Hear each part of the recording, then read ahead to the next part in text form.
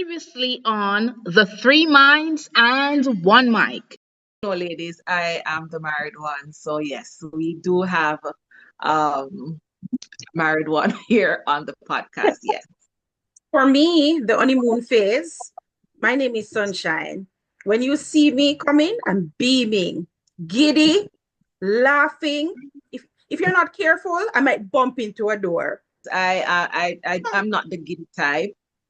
Um, I am the observant type during that phase because I am looking, I am asking, I am questioning. I think Sunshine, you would agree with me. They approach me with caution because, they're saying I can't buy this girl any and anything, or I can't take her certain places. They believe that the money have to be really up there. I want to see how well we mesh. Do we have chemistry? If I hold your hand, do I feel an electricity? If you hug me, am I like, Time we get to a year, you can definitely know if this person is, with you, unless they are really good. And I mean, people will mask stuff, but what about his family? And you briefly share something about the family, but they need more. of course, we cannot leave out the sexual part of it because being in a relationship, I mean, that's a very crucial part. Of course, yes. So after dating, right? After 3 years, sometimes you start to see the true. it's the thought that counts, because especially if you're with the partner for many years, we don't need we don't have to have the real roses. The small thing actually matters and keep the spark alive.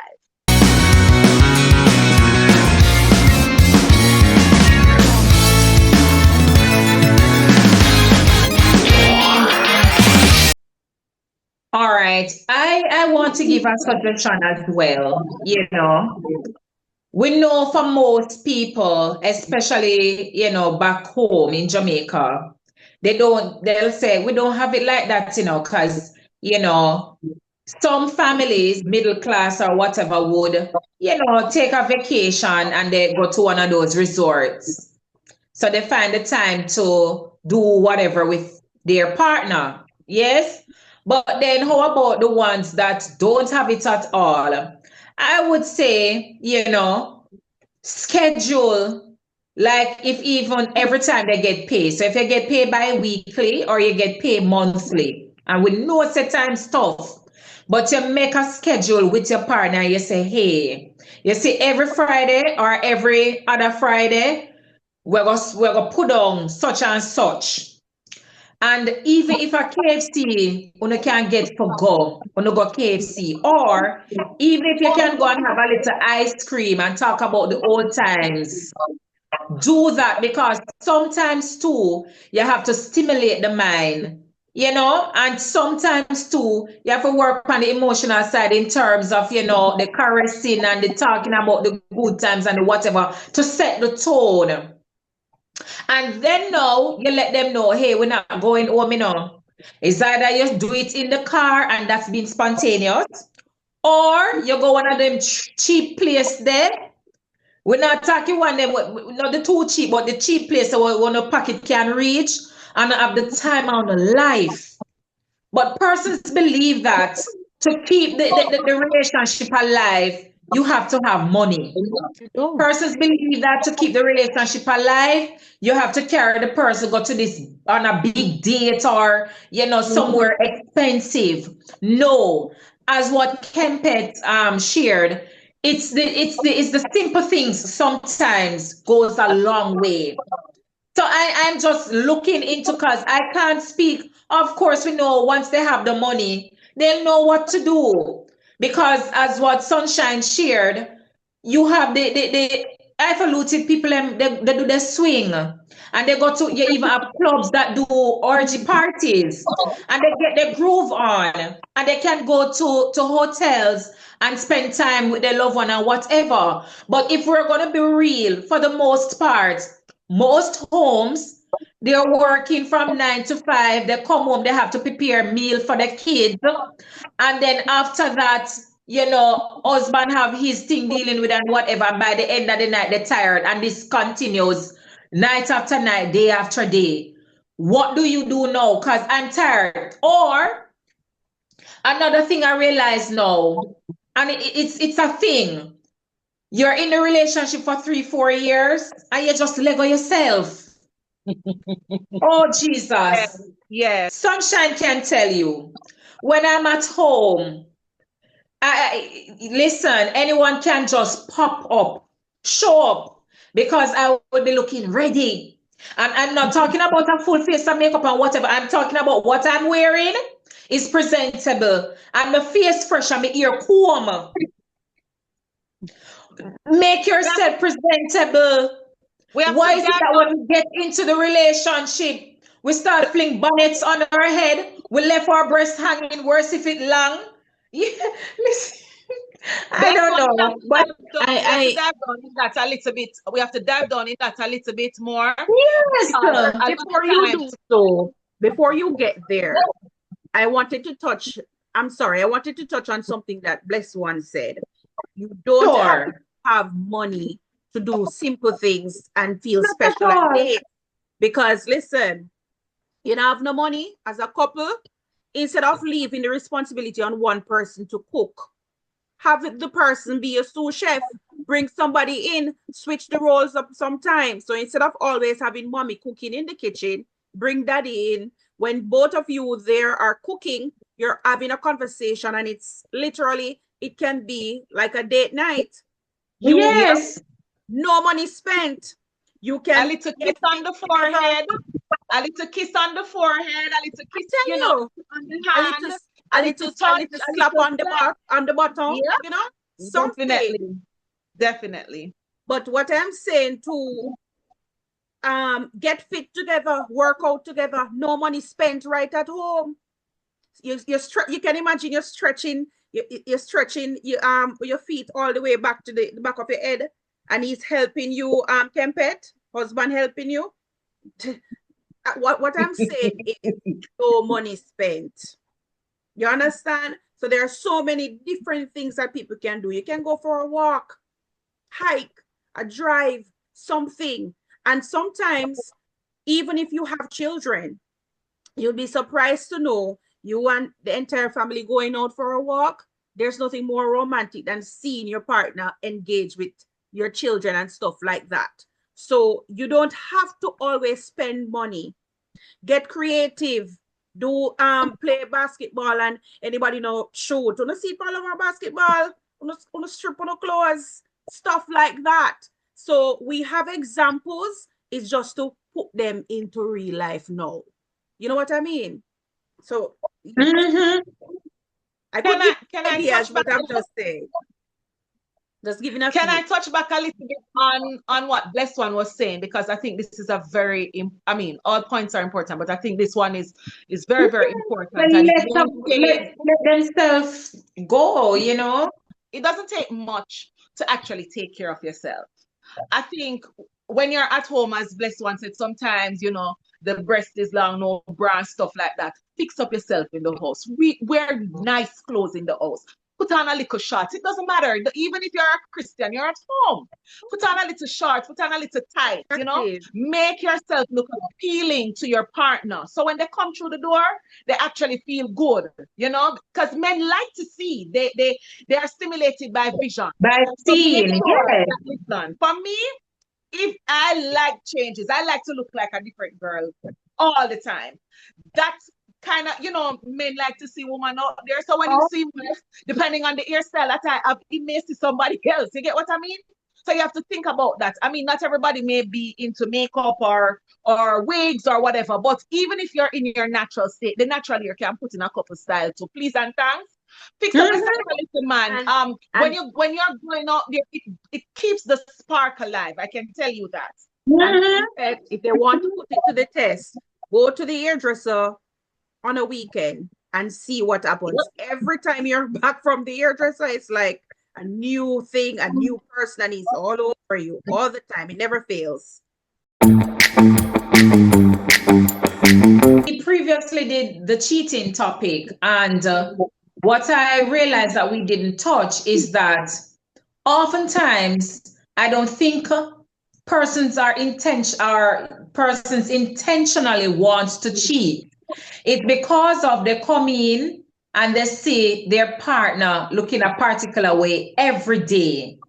And it might be that they had a conversation about it to say, come here, no man, fix up yourself, dress up sexy feminine, me like seeing a shots and whatever, but you neglect everything that the partner shares because now you believe that one, you might be married and you're like, oh, I have the ring already. Or two, we have been together for years, so you don't see the need to still maintain a certain look.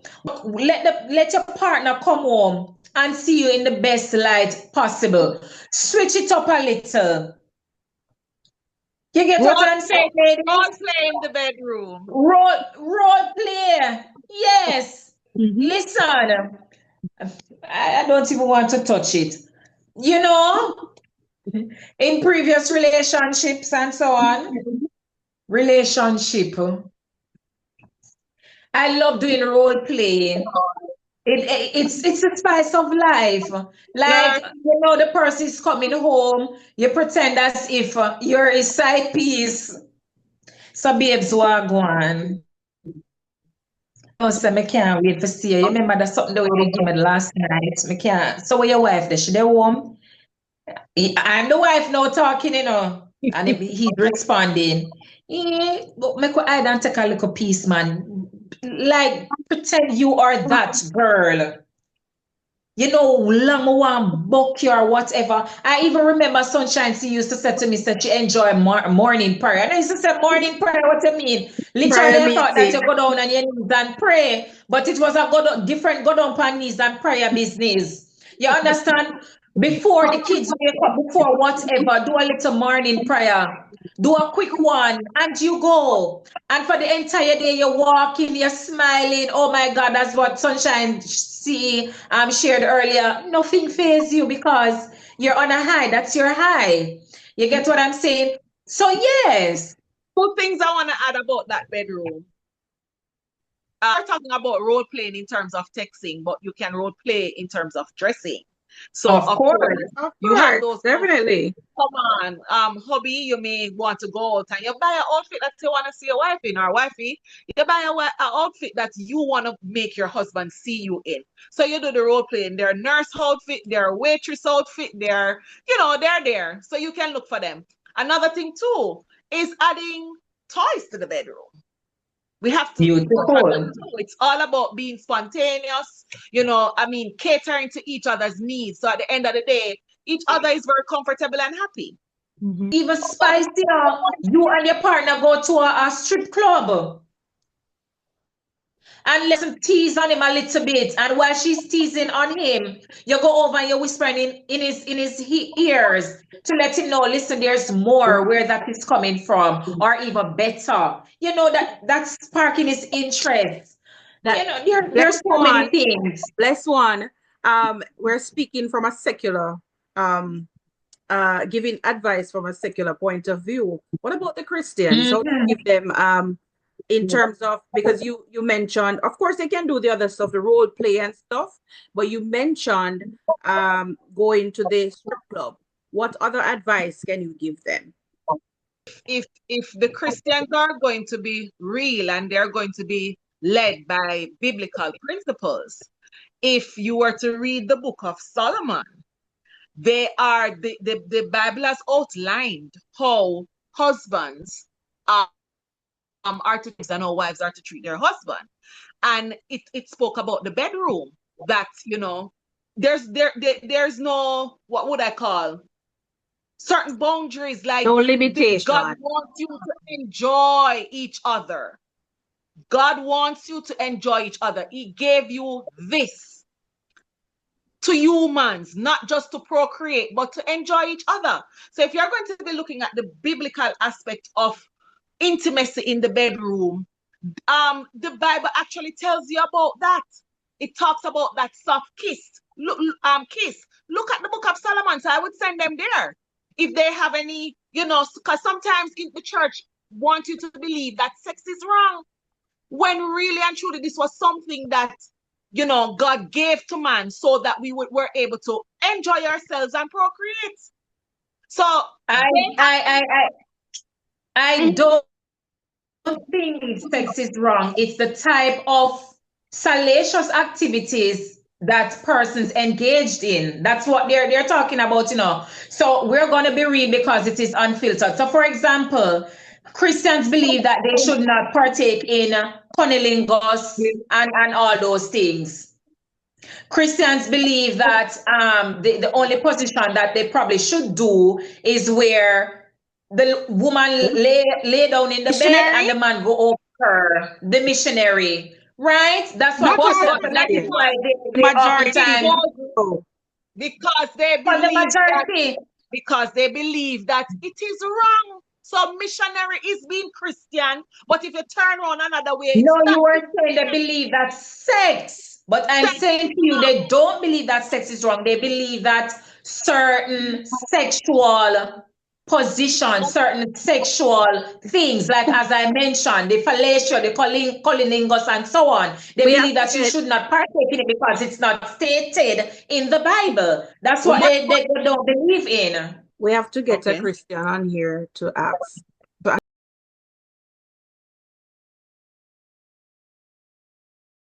I don't believe that there should be any form of limitation or boundary when it comes down to having sex. Once it's in your personal space and you're not being rude to anybody or, you know, exposing yourself certain way, then of course, by all means, do whatever it takes to spice up your relationship.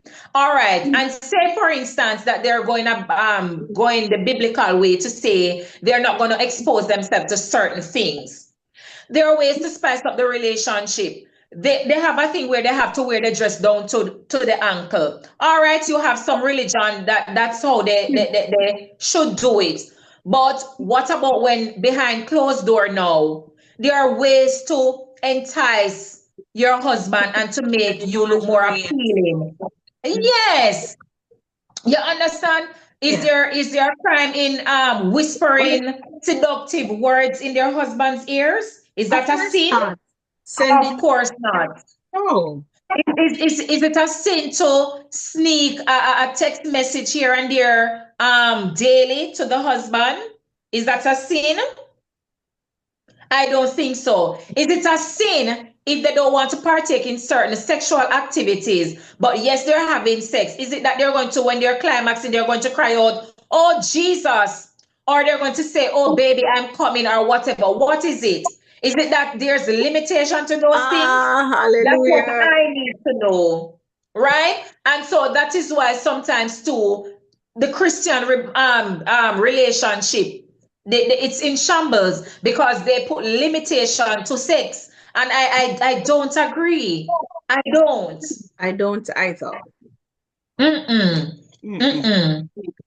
Fireworks, because they actually becoming man and woman, or they're actually man and woman ordained by God. So do the things that you're supposed to do to keep the relationship alive. Some persons would say, been there, done that, because we're trying to speak on every angle now. Oh, I've been there, done that, and it's still not fresh. He's still not enticed, and so on. Is there anything that you guys could share to those persons who are saying that, you know, we have been there, we have done that, we have tried everything, and no, what? What is it now? What should we do? What is everything? Because there are so many ideas. I'm pretty sure that something is missing. For example, start doing your own traditions. On a Friday, are you going to set it aside Friday at whatever time? Suppose it's Friday at midnight. Every Friday at midnight, you play a fun game. You do something. What I'm saying is, don't give up, right? You never give up. Do a bucket list, stuff that you've never done before. Both of you go ahead and do it. You understand what I'm saying? So push yourself, push the boundaries. Just like how you work at your job every day or your career, the relationship, it takes work. So you never give up on ideas and on creating like the best relationship possible. So push the boundaries, create a bucket list, send each other love notes if you've never done that before. If you're not the spontaneous type, get spontaneous because your partner likes that. You understand me? If you don't normally show affection, how about you compromise and start showing affection? So there are different things that can actually change the relationship. Sometimes you act like children. Some people have never even like stepped out of the boundary of some people don't even have laughter. Sometimes they leave me genuinely wondering, like, okay, so how did they meet? What do they have in common? And sometimes I do wonder because looking from the outside, sometimes, it leaves me baffled. But also another thing, you can ask friends or somebody who you deem to have a successful relationship, ask them what worked for them. Sometimes asking for advice is a good thing. And of course, like I said, I always believe in counseling. You can always go to counseling because sometimes the counselors can actually give you ideas and help you. And do your research. The internet is out there. When you put in stuff, you get a variety of things to do. All right, thank you, Sunshine. So viewers might say to us, they might ask, you know, Sunshine C, were you in a relationship before? Of course, yes. Yes. And, it didn't work out. But now you're dating. And so what is it that now you're going to bring to this table? So what is it that you're going to do differently so that you can maintain the freshness and have a long lasting relationship? That's an important question. For me, the reason why it did not work, I think there was I think we grew apart. We grew apart. What do I plan on bringing to the relationship? I think I'm more mature now. I'm in a space where I know what I want and I'm not going to settle for anything less. I think I'm able to bring my full self. You know what I mean? The older you get, you become more comfortable. And I'm actually anxious to see, what comes my way. So in terms of what I'm going to do differently, of course I have to take accountability of the things that I need to work on. And I go with an open mind in terms of everything. I need to find somebody who I have impeccable chemistry with. I need a friend, a lover, a friend, a lover, a husband. So those are the things that I'm looking for. So one of the final point that I want to leave with our viewers and our listeners is that um in terms of maintaining spark in your relationship and not having it being bored, I think you have to set goals. And when I set goals, I'm talking goals in every area. So it has to be goals in the bedroom, goals financially, goals with the kids. It's about always working towards something. So that will kind of keep, people are saying relationship get bored. Having those goals will allow you to be able to go towards something. So, okay, so we never role played. Okay, we're setting a goal to say, all right, let's start role playing in the bedroom. We don't have something at the house. We'll set a goal to say, okay, let's work together to achieve this. So setting goals and trying to meet that goal, and after meeting that goal, setting newer goals, I think that will kind of maintain some amount of spark throughout the years. And when and I mean, being in marriage, it's a lot about compromising, but of course, always make sure that you're working towards a common goal. All right, that's my final thought.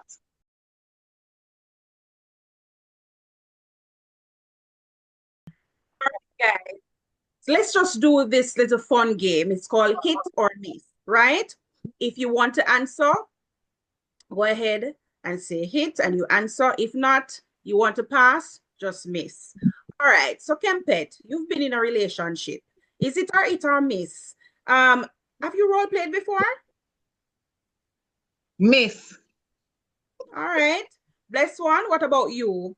Role play? Definitely a hit. I'm very spontaneous. All right. Another one. Bless one. Do you believe, are you interested in threesomes? It or miss? It's definitely a hit. All right. What about you, Kempet? Miss. All right. All right. All right. Sunshine C. Remember me jealous. I mean, I love the crowd. Can't share.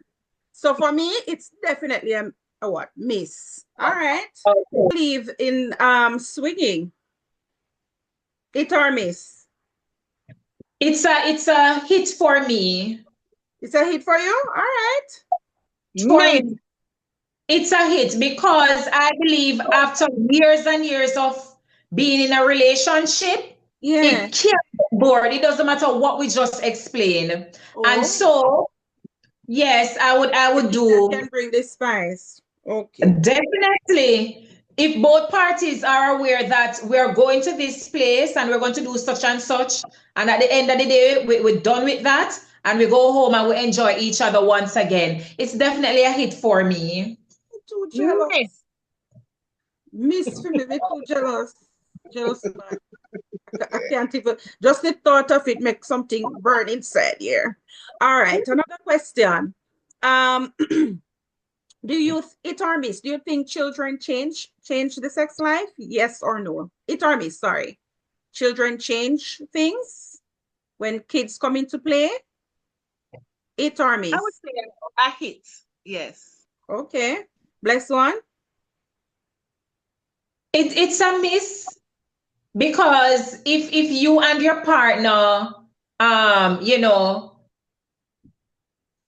have a discussion about once the child comes in play, once the child is here, you ensure that you find time with each other. You ensure that, okay, we're going to be there for the child, but then at point A to point B, this is our time. All right, as we're finishing off this part of It and Miss, just one line.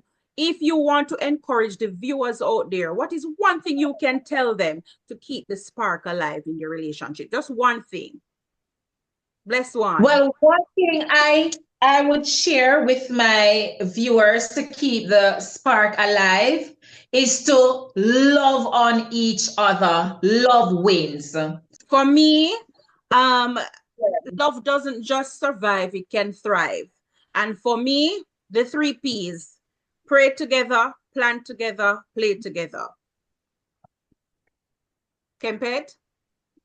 I would say compromise, set goals, and I'm going to add the friendship because I think that part is very, very important to maintain a relationship throughout the years.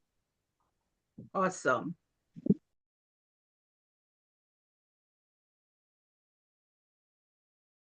And thank you guys for watching another episode of the Three Minds, One Mic.